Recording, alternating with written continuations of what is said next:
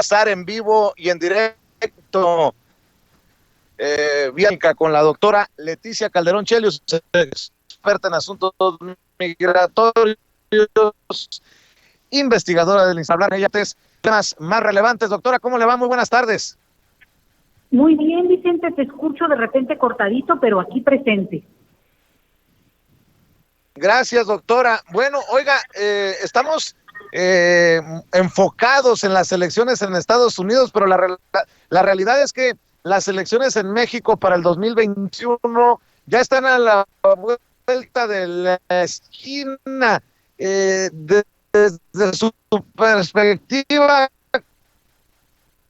¿cuáles son las claves a lo que tenemos que estar atentos? Yo inicio diciendo, por ejemplo, que se están dando un balazo en el pie. Doctora, Sí, Vicente.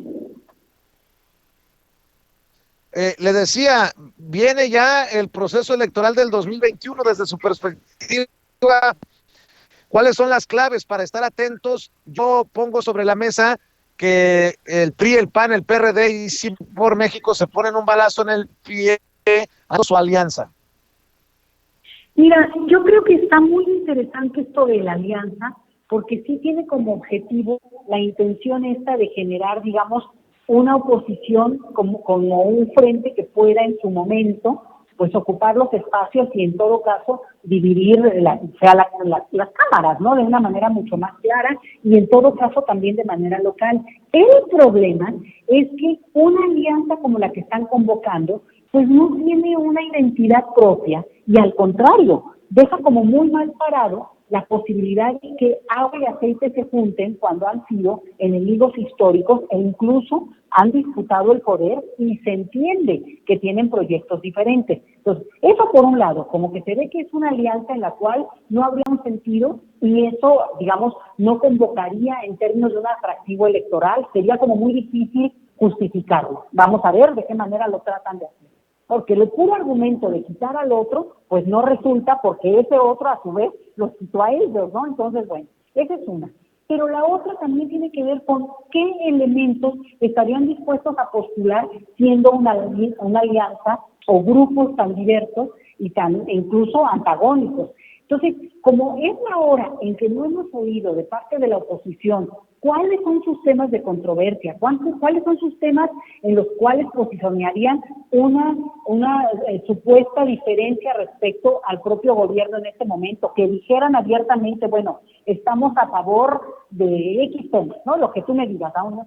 El punto es, como eso no lo hemos oído de ninguno de los grupos que se ha presentado en sociedad este último año y medio, y solo hemos oído cuestiones de una crítica al ejercicio del poder en el presente, a la manera como se gobierna, algunas de las medidas que se han tomado, pero sin decir cuál es la alternativa, Vicente, porque en todo caso podrían decir, no es correcto que se le busque ya y se le rasque más a la corrupción, porque al final de cuentas, pues ya pasó, ¿no? Bueno, pues a ver que lo digan, que se atrevan a decirlo. Y el problema, o digamos, no tanto el problema como sino lo interesante, es que como cada día se abren nuevos casos o nuevas pistas o nuevas redes para seguir de la manera como se fue dando este proceso de corrupción mucho más orquestada y además incluso institucionalizada, pues se acaban los argumentos sobre este tema.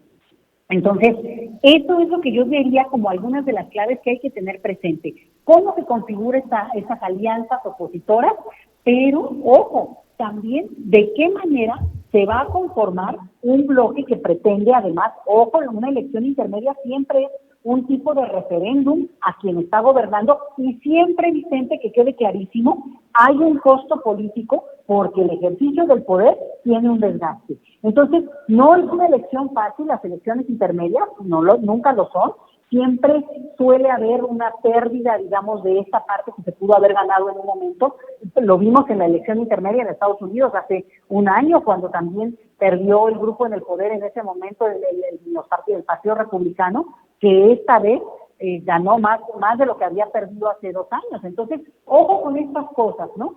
tener muy claro que es un tipo específico de elección, no tiene una convocatoria tan amplia, aunque el número de electores pueda ser mayúsculo, porque se suma demográficamente más gente y por eso hay más gente en el padrón electoral, pero una elección intermedia no suele ser del atractivo obvio que puede tener una elección presidencial o gubernamental o incluso de cierto perfil muy local, ¿no? Entonces también eso puede bajar y aquí entra un dato, sería la última clave que yo mencionaría, donde funciona mucho, digamos, el voto duro, porque es cuando los que sí se movilizan son esos grupos que son de por sí parte ya de la maquinaria electoral de cada uno de los grupos, de los partidos, de lo que sea. Y en ese sentido, pues también vamos a poder ver un golpeteo, si tú quieres, de estos grupos que no necesariamente estén representando a la ciudadanía movilizada, porque no se moviliza tanto, aunque en todo puede haber sorpresas. Así es,